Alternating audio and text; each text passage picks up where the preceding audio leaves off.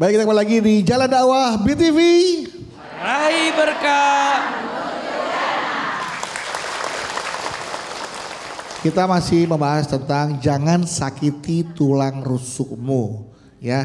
Dan ini juga sebagai suami nih yang ada di rumah, dan saya juga di pribadi, kewajiban suami itu melindungi istri. Nah, dikaitkan dengan pertanyaan dari jamaah yang ada di rumah nih, dari warganet, dari netizen yang sudah kirim melalui akun Instagram @jalandakwahbtvofficial, dari Instagram Sekar Setia. Assalamualaikum saya mau curhat.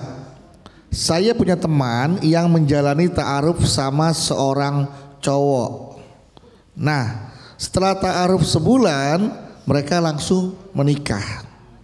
Saya sebenarnya curiga, kenapa mereka cepet banget ya mutusin buat nikah. Tapi saya diam aja, nggak mau ikut komen. Ternyata kecurigaan saya terjawab. Di bulan ke-6 teman saya nangis-nangis curhat ke saya kalau suaminya memiliki kelainan seksual, seperti tertarik dengan sesama jenis tumbuh-tumbuhan, jenis hewan. Enggak, maaf, sama jenis aja ya. Tanpa banyak pikir saya suruh teman saya untuk bercerai. Tapi teman saya masih galau. Dia pengen ngubah sikap suaminya. Nah, menurut saya sikap begitu apakah susah diubah kalau bukan keinginan sendiri? Nah, menurut bagaimana nih Nah, itu saja pertanyaan dari saya. Terima kasih. Silakan mungkin disambung sama tema kita. Seorang suami kan harusnya melindungi istrinya, sementara dia justru beralih ke yang lain gitu. Silakan. Bunda. Ya. Bunda. Ya. Suami itu di rumah tangga jadi qawwam. Jadi apa? Qawwam. Tuh 2 3. Qawwam. Qawwam itu artinya pemimpin. Apa? Ar-rijalu qawwamuna 'alan nisa. Laki-laki itu, suami itu adalah pemimpin bagi perempuan, bagi istrinya. Maka sebagai seorang pemimpin setidaknya ada 3 tugas utamanya.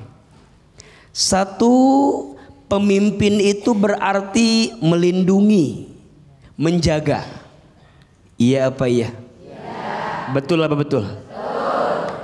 Menjaga semua yang dipimpinnya dari apapun yang akan mencelakai apa yang dipimpinnya. Maka suami, ayah itu pemimpin, melindungi istri, betul?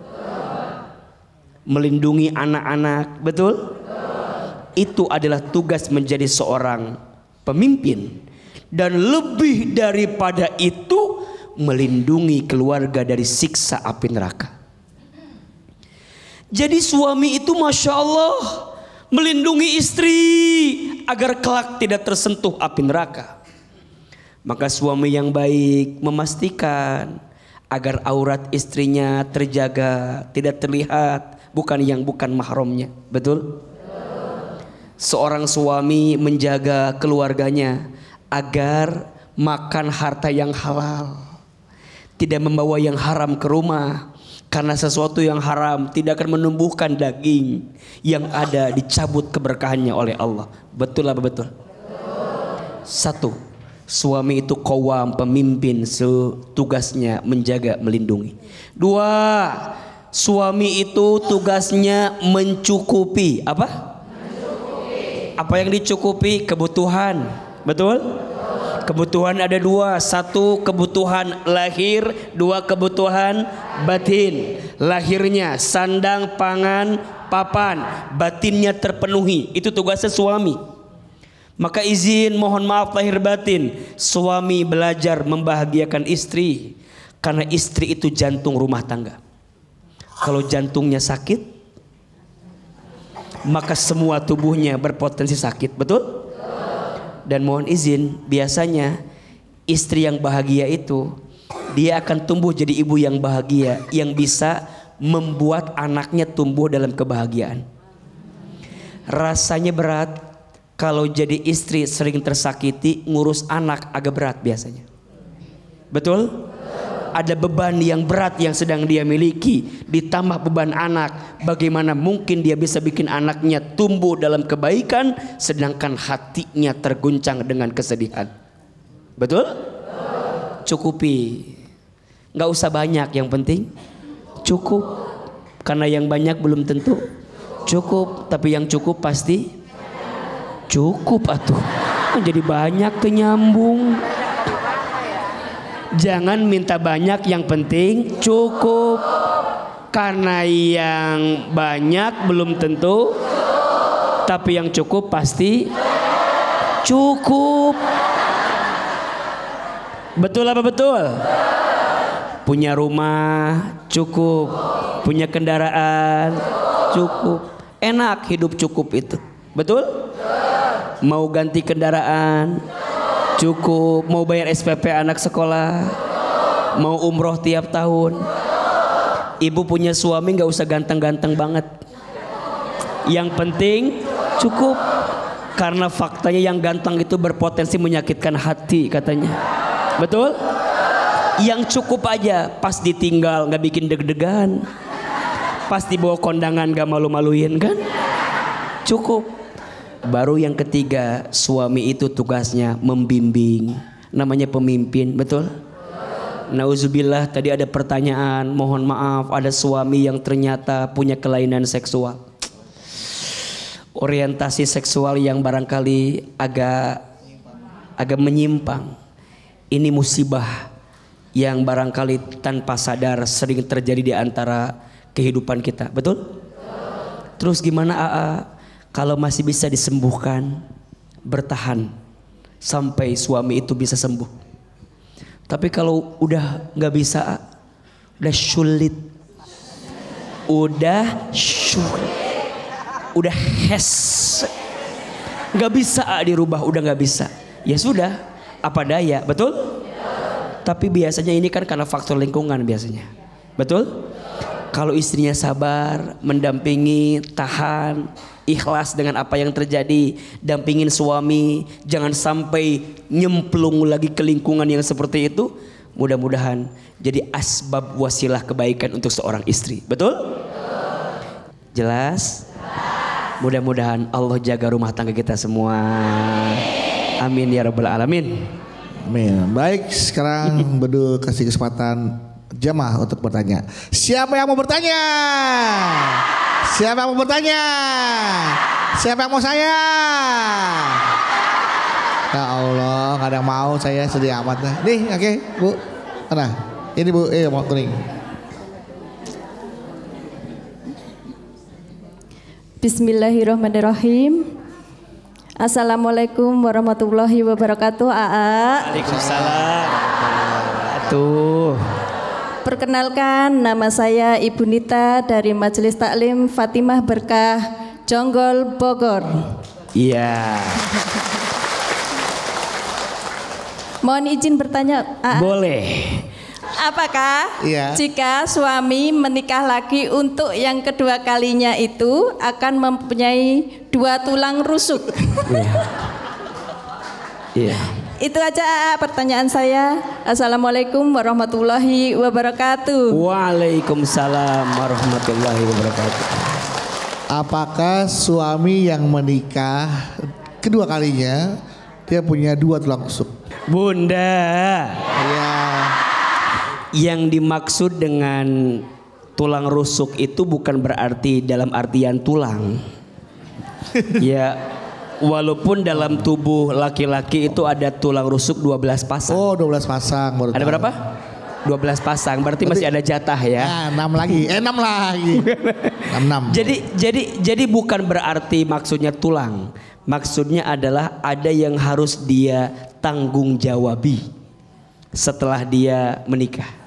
Betul?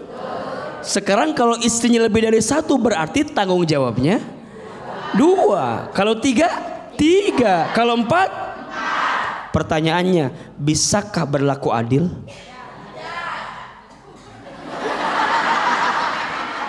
Kenapa yang jawab ibu coba? Kebanyakan katanya. Maksud saya begini, ini babnya bab yang agak sulit dijelaskan, betul? Tapi hanya bisa diungkapkan oleh orang yang pernah merasakan. AA belum. Belum Kok belum sih? berarti habis belum akan. Bukan. AA tidak ada di situ posisinya. AA ngerasa bahwa satu aja masih belum bisa jadi suami yang baik. Apalagi Gimana? dua. Apalagi dua gitu ya.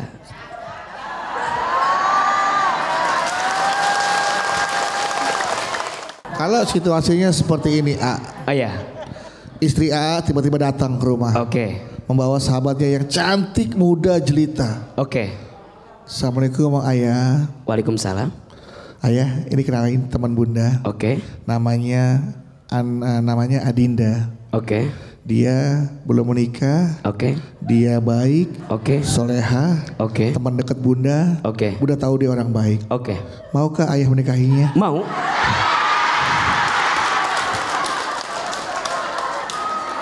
Tapi saya mau tanya, kenapa bunda bisa seikhlas itu untuk memperkenankan teman bunda ke ayah?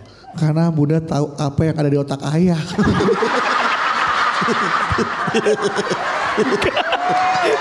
Bukan gitu ya. Bukan. Kecuali gini jawabannya. Gimana? Karena bunda tahu ayah sudah memiliki kemampuan. Itu maksudnya. Tadi saya mau ngomong gitu, terima apa? Rasanya laki-laki sesoleh ayah sayang kalau hanya sendiri istrinya. Kira-kira begitu.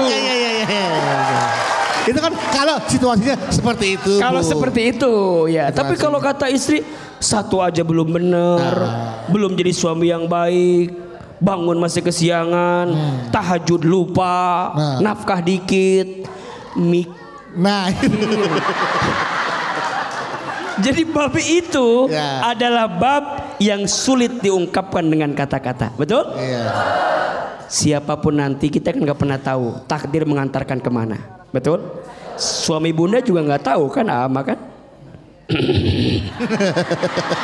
Ya, cuman yang jelas takdir mah Allah yang genggam, betul? Tapi kita jangan mengingkari juga, karena poligami itu ada syariatnya. Betul. Selama aturan dan syaratnya dipenuhi dengan baik. Oke, luar biasa. Betul? Mulainya harus baik, caranya baik, prosesnya baik, pasti mendatangkan kebaikan.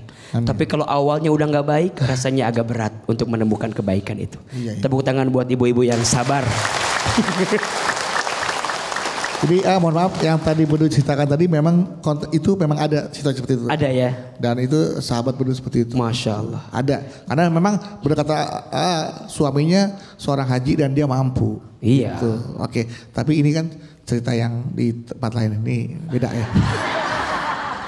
Oke, sekarang lanjut selanjutnya yang warna hijau, biru, merah. Ya, meletus kerudung hijau ya. Bismillahirrahmanirrahim. Assalamualaikum warahmatullahi wabarakatuh. Waalaikumsalam warahmatullahi wabarakatuh. Perkenalkan, nama saya Ibu Yanti dari Majelis Taklim Fastabikul Khairat Sawangan Depok. Ya. Izin bertanya AA, saya punya saudara laki-laki yang kebetulan bercerai dengan istrinya. Iya, nih. Iya, kenapa lihat ke atas tuh? Nih abu. Iya. Lanjut terus. Iya. Tapi setelah bercerai itu istrinya masih sering menggantungkan kerjaan-kerjaan rumah gitu sama suaminya, sering seperti nyuruh masang gas, apa sering masang galon gitu. Sudah bercerai, mohon maaf sekali ulang Bu ya, sudah bercerai, Ya. tapi dia masih suka memerintah suaminya Ya. untuk suruh masang gas, Ya masang galon. Oke, terus. Padahal sudah cerai. Sudah cerai. Tapi sudah cerai. Iya. Tapi ketika bertemu ketika itu bertemu. Sebagai mantan suami itu dia merasa ketika bertatap muka itu seperti dikasih harapan untuk bisa rujuk kembali. Siapa yang berpikir seperti itu? Istrinya atau suaminya? Suaminya. Oke. Jadi mantan suaminya merasa gara-gara diberi harapan. dia minta tolong terus ke suaminya, kayaknya lu kayaknya pengen rujuk sama gue deh gitu kayak ibu ya, kurang lebih. Seperti dikasih harapan untuk kembali rujuk. Tapi mantan istrinya ini sudah punya pacar. Terus ketika suaminya ini merasa istrinya memberikan harapan, mantan istrinya ini seperti memberi harapan itu, itu bagaimana hubungannya itu apa diperbolehkan, sedangkan dia sudah punya pacar, sudah bercerai gitu. Apakah masih boleh itu apakah hubungan seperti itu masih diperbolehkan? Seperti memberi harapan gitu. Masih diperbolehkan apa tidak? Nyuruh-nyuruh. Gimana hubungannya? Iya, nyuruh-nyuruh suaminya, mantan suaminya kan Bu ya? Iya, maksudnya masih nyuruh-nyuruh mantan suaminya, sudah tidak ada hubungan ya kan? Iya. Nah. Terus itu bagaimana AA? Apa hubungannya itu masih diperbolehkan? Antara gas dan galon tadi ya. Mantan suaminya dan istrinya, mantan istrinya yang sudah bercerai, tapi masih masang gas.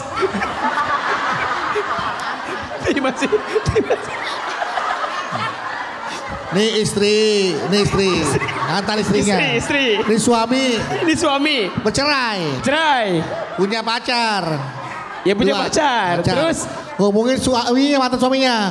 Pasang gas sama galon. Mana gasnya? Ini gas, galon. Terus kemudian suami berpikir. Gua disuruh pasang gas sama galon. Jangan-jangan dia masih ada harapan. Gue nih gitu. Kata suaminya. Tapi nih istri udah punya pacar nih. Iya. Nih. Kenapa istrinya nggak nyuruh masang galon ke pacarnya? Iya nggak? Tuh. Jadi selama ini aku jadi tukang galon. Kau jadikan aku tukang masang gas doang. Aku kau nikahi untuk pasang gas dan galon. Sementara kau jalan-jalan dengan pacarmu. Di mana harga diriku? Iya. Aduh, AA jadi. Oke, itu aja Bu ya. Masih satu lagi pertanyaan. Satu lagi. Iya. Jadi ketika mantan istrinya punya masalah, masih juga sering curhat sama mantan suaminya ini. Contohnya masang galon tadi itu kan. Apa masih boleh seperti itu Pak Ustadz? Bunda, jawab jangan. Gak usah lah. Dah, saya jawab. Bunda, kalau sudah berpisah mohon maaf. Silaturahmi lagi boleh? Jaga hubungan baik boleh? Tapi bukan berarti suruh masang galon dan masang gas. Betul? Jangan pernah membuka pintu bagi orang yang tidak pernah kau izinkan masuk ke rumah itu. Enggak, saya kalau jadi mantan suaminya malas suruh masak gas dan galon. Betul? Di saat mohon maaf dia sudah punya pasangan yang lain. Betul? Jadi ini poinnya, lebih baik menghindar daripada hati terikat lagi. Betul? Ya, jadi lebih baik menjaga hatilah daripada tersakiti yang kedua kalinya. Betul? Kan yang perlu dihindari, mohon maaf, takutnya kan fitnah terjadi aja. Fitnah. Sudah bercerai, mantan suami istri, lupa kalau dia tuh udah bukan suami istri lagi. Iya. Habis pasang gas, mohon maaf nih Bu, godaan setan. Pasang yang lain dah. Pasang posisi. Takutnya begitu ya Bu ya. Jadi lebih baik menjaga hati. Menghindar. Kita akan lanjut selanjutnya. Ya, silakan. Iya, Bu. Bismillahirrahmanirrahim. Assalamualaikum warahmatullahi wabarakatuh. Waalaikumsalam warahmatullahi wabarakatuh. Perkenalkan, nama saya Ibu Romlah dari Majelis Taklim Al Istiqomah Serang, Banten. Saya mau bertanya, Boleh Bunda, silakan. Boleh bertanya ya? Boleh. Gini saya kan punya suami yang umurnya beda jauh dengan saya. Umurnya? Antara 15 tahunan lah gitu bedanya.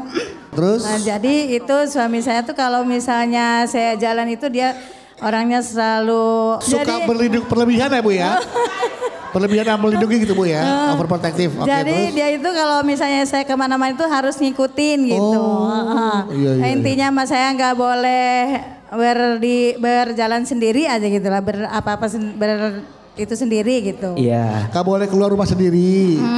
Ya harus diikutin. Harus diikutin. Gimana itu solusinya supaya nasehatin suami saya itu? Supaya tidak nasehatin suami saya Agar itu, tidak agar tidak selalu over detektif ya. Ya itu saja. Tapi ibu nyaman gak ibu? Suami ibu selalu ngejagain ibu gitu, melindungi ibu sebagai apa? Selalu overprotective tuh, ibu nyaman gak sama suami ibu? Enggak nyaman gitu. Soalnya kan apa-apa makanya saya Terkekang. minta ini jadi kita geraknya itu kurang gimana gitu. Emang ibu gerak apa? Gerak gimana sih? Kan ibu jalan aja kan sama gini juga bisa. Kurang bebas gitu makanya ini minta nasehatinya gimana solusinya gitu agar suami saya itu tidak mengikutin terus gitu. Gimana nasehatinya? Ya itu saja pertanyaannya. Mohon penjelasannya. Assalamualaikum warahmatullahi wabarakatuh. Warahmatullahi wabarakatuh. Oke, Ibu Romlah merasa tidak nyaman karena suaminya overprotective ya. Overprotective ya, terlalu berlebihan dalam melindunginya ya. Nanti Hilman akan menjawab bagaimana caranya supaya suaminya tidak overprotective dan Ibu Romlah rasa gerakannya tidak dibatasi, lebih bebas, lebih leluasa. Seperti Ibu Romlah ya. Oke, jamaah dan pemirsa di rumah akan mendapatkan jawaban dari Hilman, tapi tidak sekarang, setelah yang satu ini. Tetaplah bersama kami di Jalan Dakwah BTV. Meraih berkah menuju jannah.